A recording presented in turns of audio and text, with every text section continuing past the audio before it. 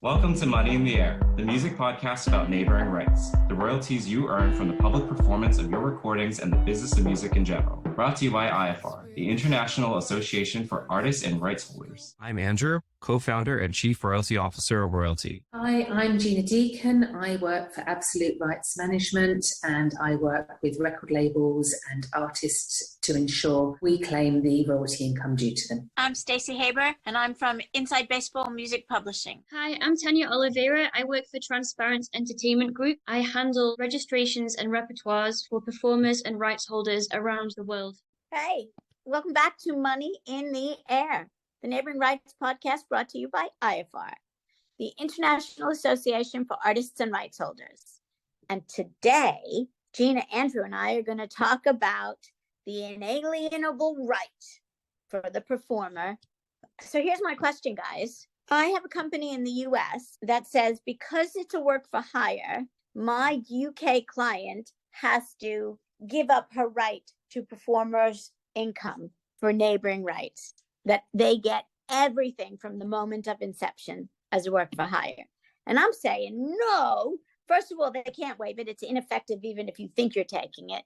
And second of all, why would you take something that you're not entitled to anyway? You're not the performer. And their answer is because we might want to credit a different artist with this title. And I'm crossing that out, to say the least, as well. But seriously, do you come up across this and what do you do with this? No's all the way across the board. Neighboring rights is there. Stems out of the fact that historically recording deals, they were all work for hire. And so we wanted to ensure that a certain percentage of income was always going to be allocated to the performers, which thus is neighboring rights. So at Sound Exchange, for example, when you sign up, you will get 50%, the artist's pool is 50% of whatever Sound Exchange collects. And that money is never routed back to the labels. It's not something that the labels would typically be privy to, even under work for hire situations. And even if they credited on the label copy a separate performer, the original performer would still be able to argue that that is their performances on a particular recording. Cool. Why would they want to pay another performer? That's my question. Why would they want to pay somebody else when you're being paid for your performance?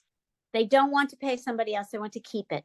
Right. So they don't want to pay anybody, basically. They just want the money. But it's not their money to keep. Exactly my point. And I'm so glad that you have ratified that. At the end of the day, yeah. I mean, if you cast your mind back to years and years ago before neighboring rights existed, if you wanted to listen to music, and I'm talking probably, 100 years ago now, if you wanted to listen to music, you would hire a band or a musician, an artist to come and play for you. And they wouldn't do that for free. You would pay them. So why, in this day and age, would you expect somebody to do a similar performance, contribute on a recording, and not pay them? I have no good answer for that. You are absolutely right.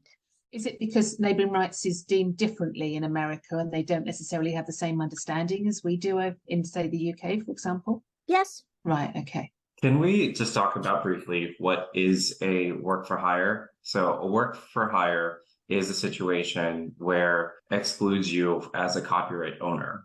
So you can be a royalty participant within a work for hire agreement. A lot of the old record deals are all work for hire. Producer deals, work for hire, meaning that you don't necessarily have a copyright interest in whatever you've created, but you are an income participant, which is the neighboring rights component. Even your record royalties are subject to this as well. Outside of the US, it's an actual right that cannot be waived, which is the difference. Cool. Yeah, that is really clear. And thank you guys for listening. Send us your questions at info@ifar.co.uk or become a member at www.iafar.co.uk. And then you can email us through the portal and ask us any questions as they arrive. Thank you very much.